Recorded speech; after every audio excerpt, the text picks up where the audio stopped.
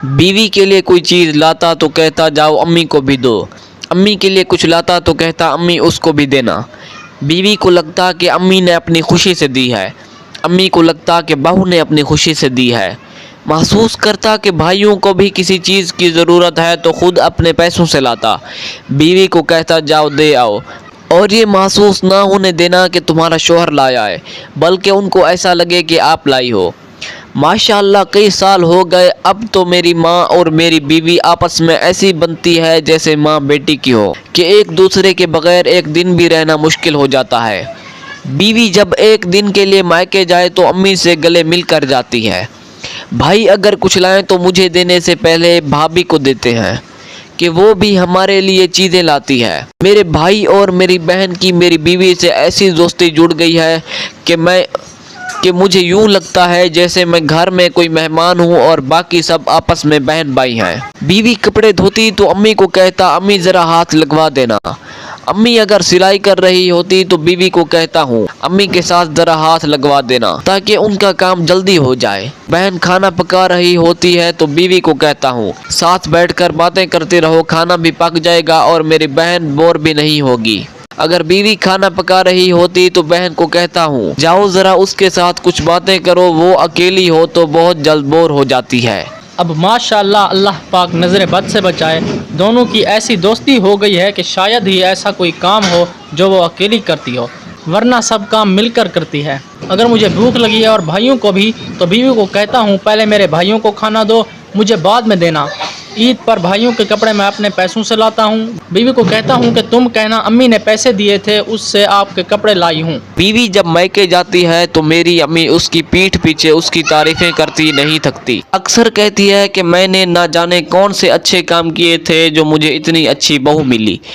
अगर बीवी मेरे साथ अकेली बैठी हो तो खुदा की कसम अक्सर कहा करती है ना जाने कौन से अच्छे काम किए थे जो इतनी अच्छी सास मिली है। मेरा आप लोगों को ये सब बताने का मकसद सिर्फ इतना है कि अगर बुनियाद अच्छी रखी गई हो तो घर कई साल तक मजबूत रहता है। बीवी के घर में आते ही अलग सलूक हो, बराबर का सलूक ना हो तो वो घर जल्दी गिर जाते हैं, जल्द ही टूट जाते हैं। कोई भी सास ये नहीं चाहती कि मेरी बहू मुझसे लड़े और कोई भी बहू ये नहीं चाहती कि मेरी सास मुझसे लड़े, मगर शौहर की गलतियों की वजह से सास बहू की आपस में लड़ाई होती है। दूसरा, शौहर की बेवकूफ़ी की वजह से किसी एक को कसूरवार ठहराया जाता है, जबकि कसूर सबसे ज़्यादा शौहर का ही होता है।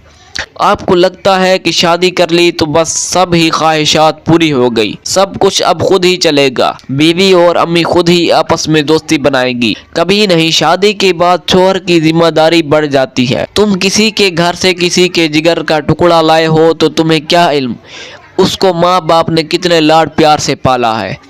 तुम्हें क्या पता औरत कितनी हसास और नाजुक है। तुम्हें बस इतना पता है कि रात गुजार ली है, सुबह काम पर जाना है, बस बाकी घर खुद ही चलता रहेगा। नहीं मेरे भाई, जिस पौधे को पानी ना दिया जाए वो सूख जाता है, जिस घर को टाइम ना दिया जाए, हर अच्छे बुरे का ख्याल ना रखा जाए, वो घर भी मुरझाए हुए फूलों की तरह हो जाता है। औरत होना भी कितना दिलचस्प तजर्बा है ना। वो जहनी और जज्बाती इंतशार से गुजर रही होती है, मगर उसे अपने फ़राइज़ उसी पुरानी खूबी से निभाने होते हैं। वो अटकती सांस, तंग होते कल्ब और मुरझाए हुए आसाब के साथ वक्त पर आटा गूंथती है, गोल और खस्ता रोटी बनाती है, सहन को उसकी खूबसूरती से चमकाती है, बर्तनों को धोकर फिर से रिज्क के लायक बनाती है।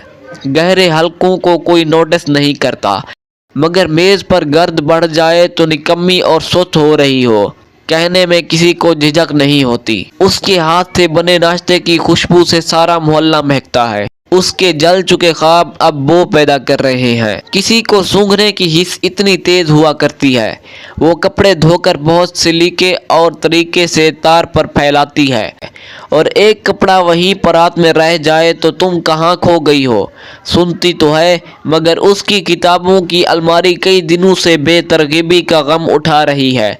कौन देखता है? जिंदगी उसकी रींद से बहुत बाहर हुई चली जा रही है। जिंदू में कौन जान सकता है ये? वो कोई शर्त इस्त्री करना भूल गई तो कौन पूछता है कि क्या तुम थक रही हो आजकल? कुछ है जो हम मिल बैठ कर सुलझा ले। कोनू में रोने के बाद उसके आंसू फर्श पर नक्श भी नहीं छोड़ते कि कोई पूछे कि आज क्यों कोई इतना रोया है, कोई इतना कैसे रोता है। क्या रब से ये फरमाइश करना बहुत इजाफी है कि गम के दिनों में थकन की रुत है। घर, रूटीन, कपड़े और खाने की ड्यूटी से कोसों दूर तितली के रंग के एक पेड़ तले उसे बैठने दिया जाए कम से कम 3 घंटे। रोना चाहे तो रो ले, हंसना चाहे तो बहुत हंसे, और यकीन नामी चरवाहा उसके सामने बैठकर उम्मीद फूंक कर बांसुरी बजाए और हर धुन उससे कहती हो, ऐ रंजीदा रूह सुकून करो, ब्रेक लो, तंदुरुस्त होने की दुआ करो, खुद को वापस जोड़ने की जिसारत करो। दिल ना चाहे तो कुछ ना करो, बस कुछ देर यूं ही रहो, पेट से टेक लगाए आंखें मूंदे, दोनों शाने हल्के कर दो, सांस लो और बस आराम करो, कुछ ना करो। दोस्तों, अगर आपको हमारी वीडियो अच्छी लगी है तो वीडियो को लाइक और चैनल को सब्सक्राइब कर दें, साथ ही बेल आइकन पर प्रेस कर दें ताकि हर आने वाली वीडियो सबसे पहले आप तक पहुंचती रहे।